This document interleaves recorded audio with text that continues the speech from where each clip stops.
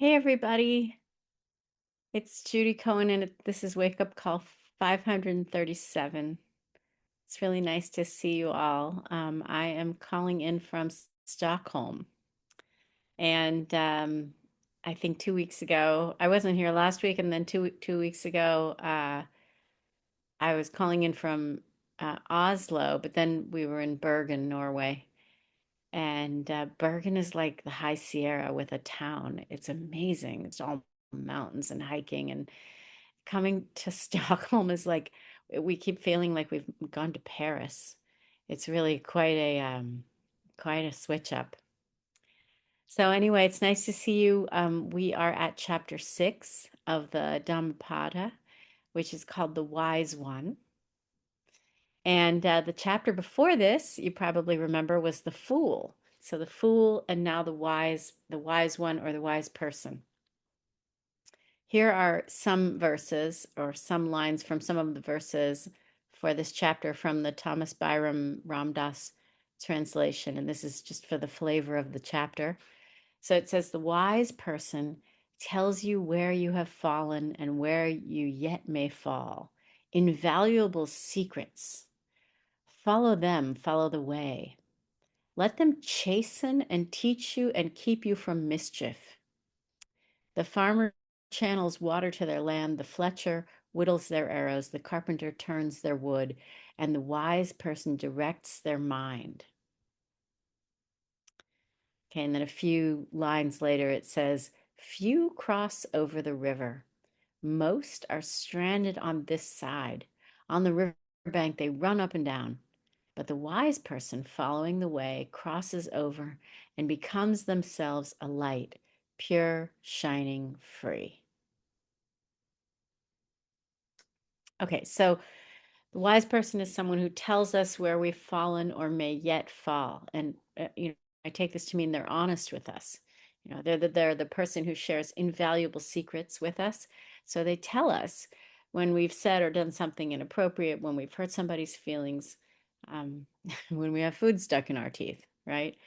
They're not unkind, they're not judgmental, but they also don't pull any punches. And we don't want them to, because, and the verse says, when when they chasten and teach us, they keep us from mischief. They keep us from mischief. And I would say the message isn't always easy to hear, right? I mean, when I hear it, I cringe, I deny, I defend, right? I get what just happened, but then I get really devoted to looking for a way out, right? Of acknowledging that what they've said is true, of taking responsibility, of admitting fault, right? We're trained not to admit fault. In her interpretation of chapter 6, and this is from commentaries on the Dhammapada, Mira Alfasa, who later became known as the Mother, um, explains how this spells trouble, right? So she says, to act inappropriately through ignorance is not a problem.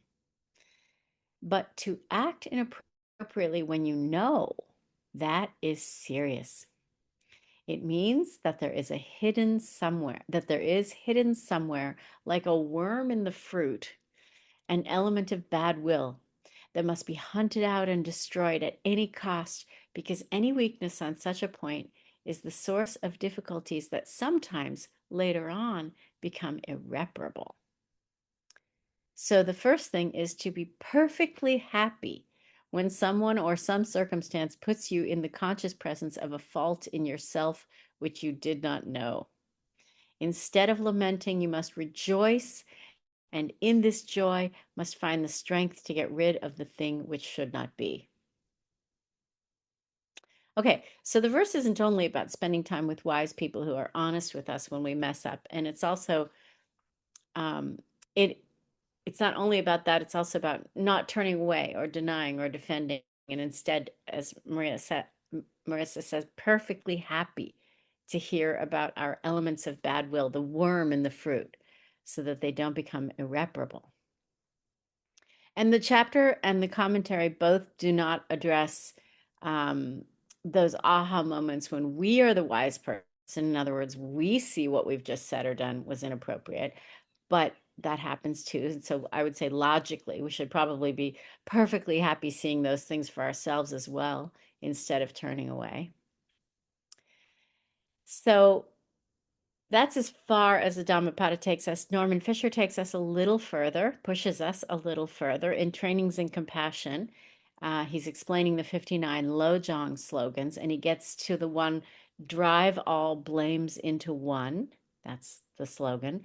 And he says, really, about everything, whatever happens, don't ever blame. This is a quote: whatever happens, don't ever blame anyone or anything else.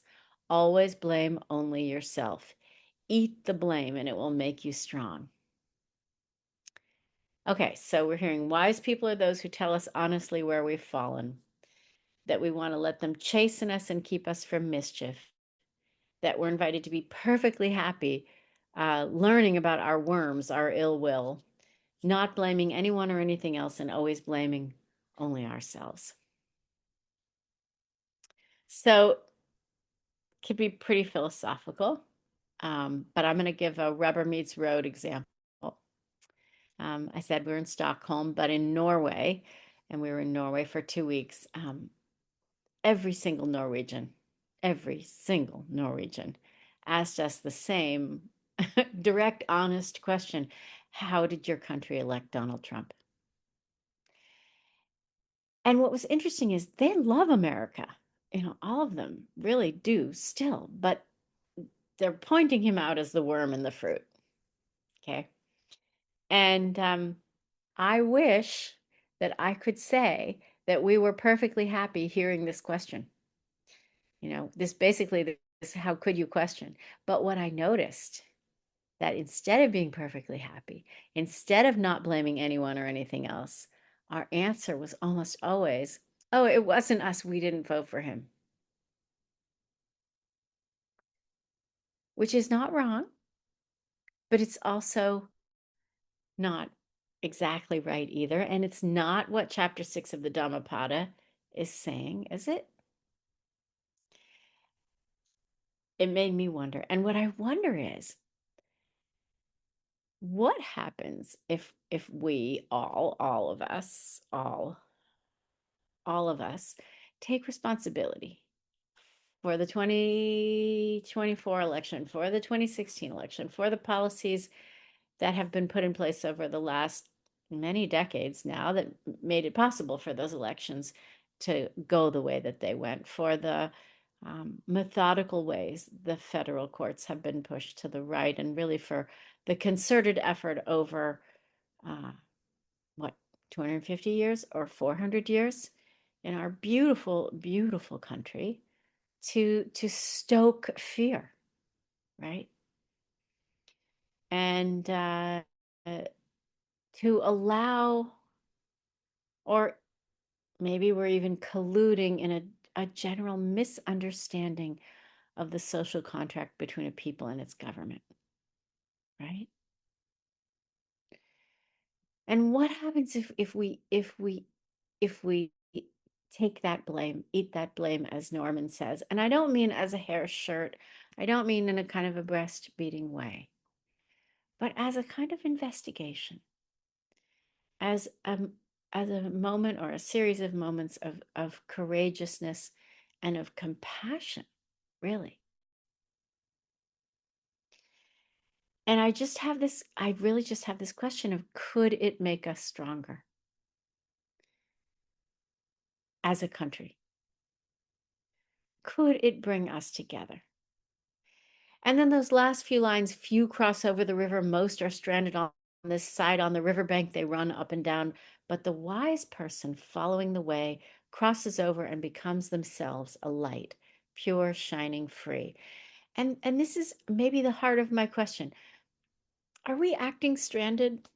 I mean, are we running up and down the banks of the river not knowing how to cross over? Because I think we aren't stranded. Right? I think we know how to cross over. I mean, there are wise people out there who can help, but also I feel like we each have that wisdom inside of us.